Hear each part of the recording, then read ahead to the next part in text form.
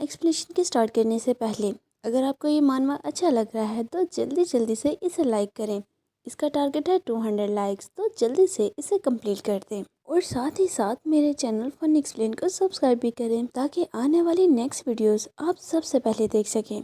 तो चलिए बिना किसी देरी के चैप्टर को स्टार्ट करते हैं। चैप्टर के स्टार्ट में हम देखते हैं कि किसी पर्सन को बांध कर रखा गया था और एक रेड हेयर वाला पर्सन उसकी तरफ पॉइंट करते हुए बोल रहा था, बिग ब्रदर मैंने आपसे बोला भी था कि इस पर ट्रस्ट मत करें। इस दफा चीजों की सप्लाई में कोई ना कोई प्रॉब्लम तो जरूर है। ये सीक्रेटली वांग के लोगों के साथ मिलकर काम कर रहा है और हमें ये पता भी नहीं कि पकड़े जाने से पहले इसने कितना प्रॉफिट बना लिया है। वो जिस बिग ब्रदर से बात कर रहा था वो कोई और नहीं बल्कि हमारा लिंगी था। अब हमें लिंगी के बारे में प्रॉपर इंट्रोडक्शन दिया जाता है कि इसका पूरा नाम चैन लिंगी है। ये एक्स सिटी में अंडरग्राउंड ट्रेनिंग का लीडर है और उसका कोड नेम मिस्ट है। गाइस जरा देखिए तो इस लुक में लिंगी कितना ज्यादा कूल लग रहा है और साथ ही साथ वो स्मोकिंग भी कर रहा है। इतने में वो रेड हेयर वाला पर्सन दूसरे पर्सन के पास जाकर उसे पकड़ते हुए बोलता है, ये हमारे साथ डबल गेम खेल रहा था और अब हमने इसे पकड़ लिया है मगर ये एडमिट नहीं कर रहा। आप सजेस्ट करें कि हम इसके साथ क्या करें। जिस पर लिंगी स्मोक करते हुए बोलता है, एक ऐसी चीज के साथ डील करना जो कि रूल को फॉलो नहीं करती। ये बिल्कुल वैसे है जैसे कि आप पावरफुल होने के बावजूद भी खुद से ही स्ट्रगल कर रहे हैं। इससे हर दिन बोरिंग हो जाता है जिसकी वजह से मुझे सिक फील होता है। और बोलता है, गाइस बस इसे मरने मत देना।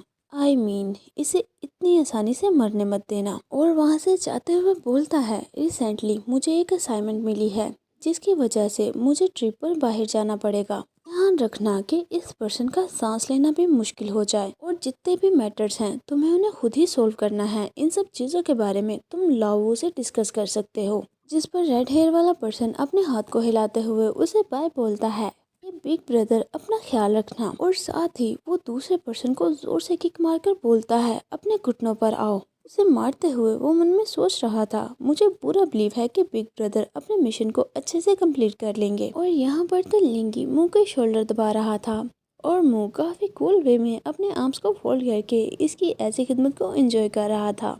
लिंगी उसके शोल्डर को दबाते हुए स्माइल करते हुए उससे पूछता है, क्या सारा दिन काम करने की वजह से तुम थक चुके हो और क्या तुम्हारी इंटेंसिटी अभी भी अच्छी है?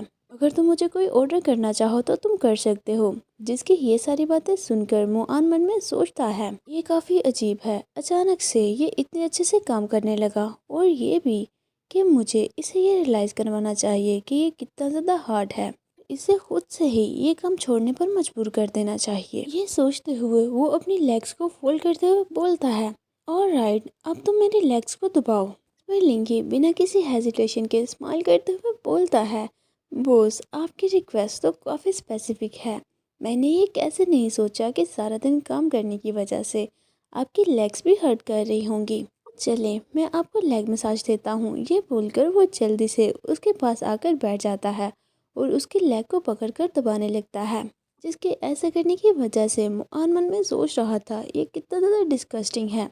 मगर लिंगी तो स्माइल करते हुए सोच रहा था, अभी मुझे इसे अपनी सिंसेरिटी दिखाने की ज़रूरत है। और स्माइल करते हुए बोलता है, बॉस क्या आपने अपनी लेग की इंश्योरेंस करवाई है?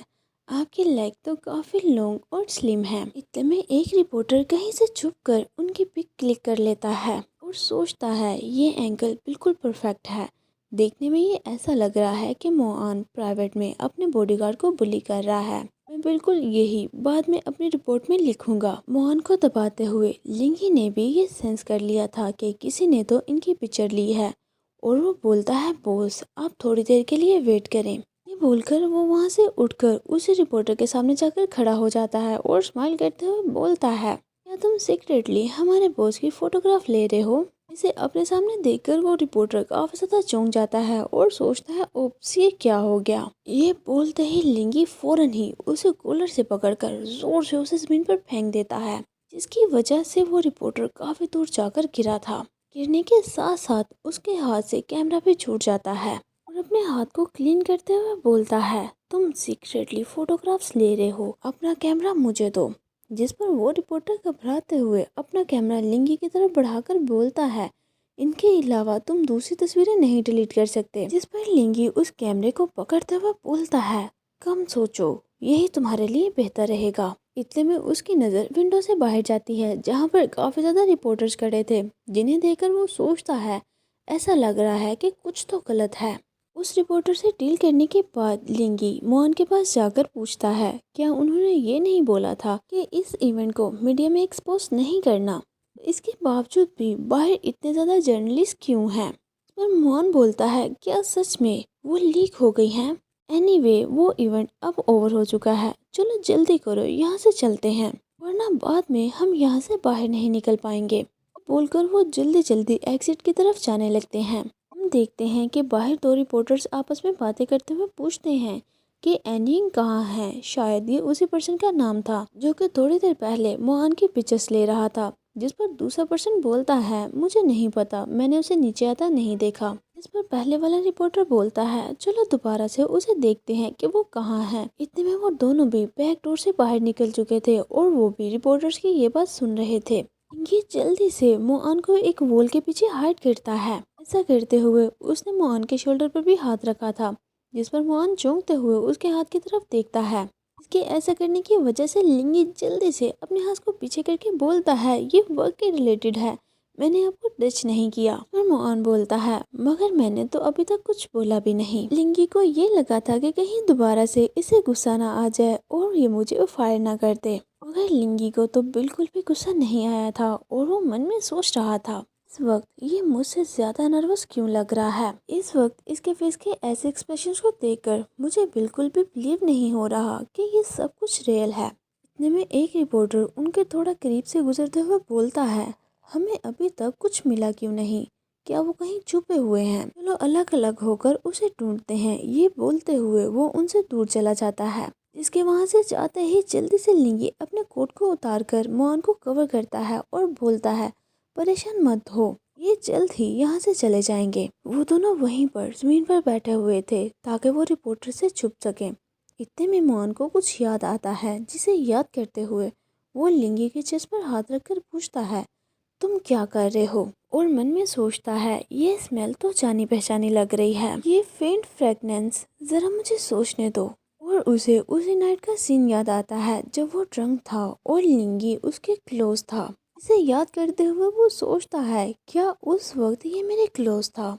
और उसे उस नाइट की सारी चीजें याद आ जाती हैं कि किस तरह से लिंगी उसके ऊपर था और वो उसके साथ क्या करने वाला था। काफी ध्यान लगाकर उन सब चीजों के बारे में सोच रहा था और फिर वो लिंगी से बोलता है, उस दिन मेरे वोमिटिंग करने से पहले तुमने क्या किया था? जिस पर लिंगी रिप्लाई करता है, अचानक से तुम ये क्यों पूछ रहे हो? मैंने क्या किया था? क्या पहले ही मैंने तुम्हें सब कुछ बता नहीं दिया? और मन में सोचता है, उसे याद मत करना, वरना तुम 100 टाइम्स मुझे फायर कर दोगे। जिस पर मोहन उसे देखते हुए उसे पूछता है, मुझे ऐसा क्यों लग रहा है कि तुम कुछ तो मुझसे छुपाने का ट्राई कर रहे हो? पूछते हुए मोहन उसके काफी ज्यादा क्लोज खड़ा था। जिस पर लिंगी बोलता है, मेरे इतना ज्यादा क्लोज मत आओ। और सोचता है, मैं किस वजह से इतना ज़्यादा नर्वस फील कर रहा हूँ। जब कोई पर्सन मुझ पर गन पॉइंट करता है तब भी मैं इतना नर्वस फील नहीं करता। वो ये सोच ही रहा था कि इतने में मोहन बोलता है, अदरवाइज मुझे हमेशा ऐसा क्यों लगता है। उसके बाद कंप्लीट होने से पहले ही लिंगी उसके फेस पर हाथ रख देता है और स्माइल करते हुए बोलता है, अब बातें करना बंद करो, रिपोर्टर्स यहाँ से जा चुके हैं, चलो जितना जल्दी हो सके यहाँ से बाहर निकले। इस पर लिंगी कुछ बोलने का ट्राई करता है, मगर वो ठीक से बोल नहीं पाता और वो कंफ्यूज होते हुए उसकी तरफ देखने लगता है और फिर वो हाथ को साइड पर करके बोलता है, जरा ध्यान से, तुम अभी अभी मुझे प्रेस कर रहे थे। इसके बाद हम उसी रिपोर्टर का सीन देखते हैं जो कि इस वक्त काफी ज्यादा परेशान था क्योंकि उसका कैमरा पूरी तरह से टूट चुका था। इसे देखते हुए वो सोचता है, डैम इट, ये तो पूरी तरह से बेकार हो गया। और फिर वो अपने मोबाइल को निकाल कर कुछ देखते हुए स्माइल करता है और सोचता है, लकीली मेरे पास बैकअप प्लान भी था और मैंने कुछ पिक्चर्स अपने मोबाइल से भी ले ली। ये देखने में थोड़ी सी ब्लर है मगर फिर भी इनमें सब कुछ नजर आ रहा है, चलो अभी इसे रिलीज करते हैं। ये सोचते हुए वो उसी सेम पिक्चर को सोशल मीडिया पर अपलोड कर देता है। इसके बाद हम उन दोनों का सीन देखते हैं जहाँ पर लिंगी मोहन के हाथ को पकड़कर रिपोर्टर से छुपते हुए उसे ले जा रहा था और बोलता है, अपनी कार के पास पहुंचने के बाद हम सेफ हैं, जिस पर मुआन भी उसे ओके बोल देता है और वो देखता है कि किस तरह से लिंगी ने उसका हाथ पकड़ा हुआ है, जिसे देखकर वो कुछ सोचने लगता है और उसे बायु की वही मेमोरी याद आती है जहाँ पर वो उससे बोल रहा था कि अचानक से तुमने मेरा हाथ क्यों पकड़ा। हम अभी भी स्ट्रीट पर हैं। शायद बायु ये नहीं चाहता था कि उनके बारे में किसी को भी पता लगे। ऐसा इस वजह से है कि तुम्हारे अंदर मेरे लिए फीलिंग्स हैं। जिसकी ये बात सुनकर मोहन काफी ज्यादा नर्वस फील करने लगता है और वो जल्दी से बोलता है, नहीं नहीं, वो तो बस मैंने एक्सीडेंटली तुम्हें टच कर लिया। वो जल्दी से अपने दोनों हाथों को अपने पीछे करके छुपाने लगता है। देख पाते हैं कि इस वजह से उसे काफी बुरा लगा था और उसने जोर से अपनी मुट्ठी को बंद किया हुआ था और वो बोलता है, मैं तुम्हारा हाथ नहीं पकड़ना चाहता था। प्रेजेंट में मुआन उसे याद करते हुए सोच रहा था कि अचानक से मुझे ये सब कुछ क्यों याद आ रहा है। ये मैं था जिसने उस वक्त बायु के लिए ट्रबल क्रिएट की थी। अगर मुझे उस पर क्रश नहीं होता तो शायद वो ना मरता। ये सोचते हुए उसकी हालत काफी ज्यादा खराब होने लगी थी और वो जोर से अपनी चेस्ट पर हाथ रखकर दबाने लगता है और सोचता है, ये दोबारा से हो रहा है। जब भी मैं बोयू की डेथ के बारे में सोचता हूँ मुझे सफोकेटेड फील होता है। इतने सालों के बाद भी ये अभी तक ठीक क्यों नहीं हुआ। इसकी ऐसी हालत को देखकर लिंगी उससे पूछता है, क्या तुम्हारी ब्लड शुगर दोबारा से लो हो गई है। जिस पर मुआन उससे आई कांटेक्ट को अवॉइड करते हुए अपने फेस को टर्न कर लेता है और बोलता है, इट्स ओके, ये बड़ी प्रॉब्लम नहीं है। ये बोलते हुए वो साई करता है और फिर उसके साथ जाते हुए बोलता है, मैं बस उस मैन के बारे में सोच रहा था जो कि उस फोटो में है। तुम क्या करोगे अगर तुम किसी चीज के बारे में गिल्टी फील करते हो और उसे तुम भूल भी नहीं पा रहे। इसकी ये बात सुनकर लिंगी अपने फेस को टर्न करके उससे बोलता है, मेरे जैसा कोई पर्सन जो कि बिल्कुल लापरवाह है तुम्हारे जितना बिल्कुल भी परेशान नहीं होगा, और वैसे तुम उसे भूलना क्यों चाहते हो। जिसकी ये बात सुनकर मुआन उसे अवॉइड करने के लिए बोलता है, नहीं कोई बात नहीं, भूल जाओ इसे। जिसकी ये बात सुनकर लिंगी उसके क्लोज आकर उसके चिन को पिंच करने लगता है और स्माइल करते हुए बोलता है, तुम्हारे एक्सप्रेशंस को देखकर तो ऐसा लग रहा है कि तुमने कोई बहुत ही गंदी चीज खा ली है। मेरा मतलब है कि क्या तुम्हें उस चीज को अवॉइड करने की बजाय उसे फेस नहीं करना चाहिए। अगर तुम हर दिन हजारों दफा उस चीज के बारे में सोचते हुए गिल्टी फील करते हो, तुम अभी तक उसी चीज में फंसे हुए हो। क्या ऐसा नहीं है। तुम ये सब कुछ अपने लिए इतना मुश्किल क्यों बना रहे हो। और फिर उसे थोड़ा दूर हटते हुए बोलता है, एनीवे, मैं तुम्हारी सिचुएशन के बारे में नहीं जानता।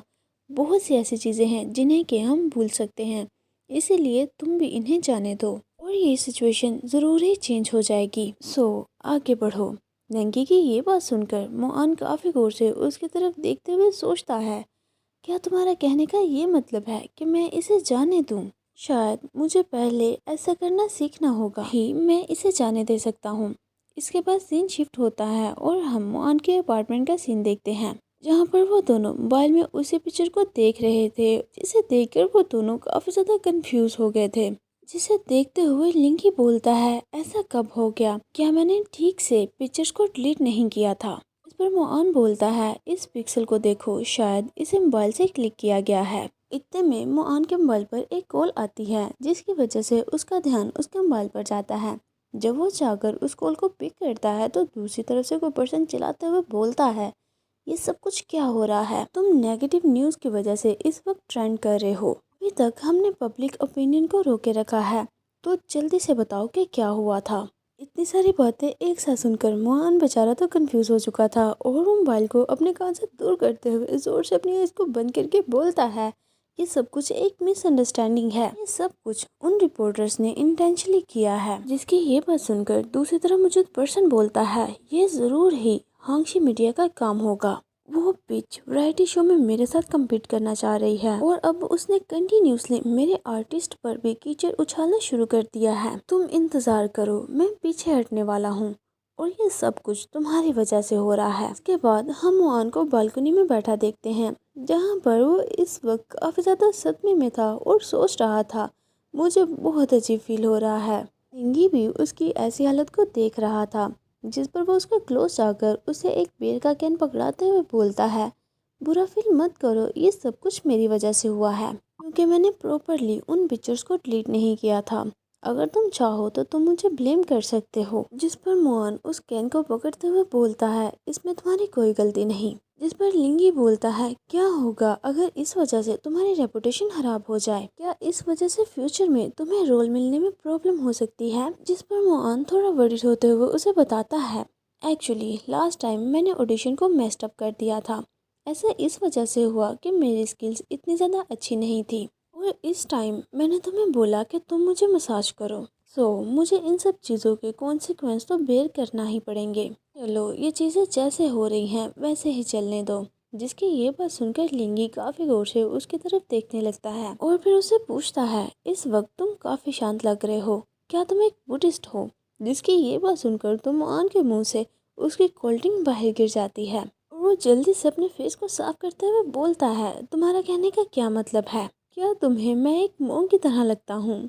जिस पर लंगी स्माइल करते हुए बोलता है, आई मीन ये एक कॉम्प्लीमेंट था। मुझे ऐसा लगता है कि तुम्हारे आसपास रहने से तुम मुझे भी पीसफुल बना दोगे। मेरी पास्ट लाइफ प्रॉब्लम से भरी हुई थी, इसलिए पीसफुल रहना मुझे काफ़ी अच्छा लगता है। इससे मुझे ऐसा फील होता है कि जैसे सब कुछ ठीक है और कोई भी प्रॉब्लम नहीं है। मगर मुझे ऐसा भी लगता है कि पीसफुल चीज़ें ज़्यादा देर तक नहीं रहती। जिसकी ये सब बातें सुनकर मोअन काफ़ी प्यार से उसकी तरफ देखते हुए स्माइल करता है और उससे बोलता है, अगर ऐसी बात है तो तुम बस मेरी साइड पर रहो। उसकी ये बात सुनकर लिंगी थोड़ा चौंक जाता है और उसकी तरफ देखने लगता है। उसके ऐसे खुद को देखने की वजह से मोअन को ये रियलाइज़ होता है कि उसने अभी भी क्या बोल दिया।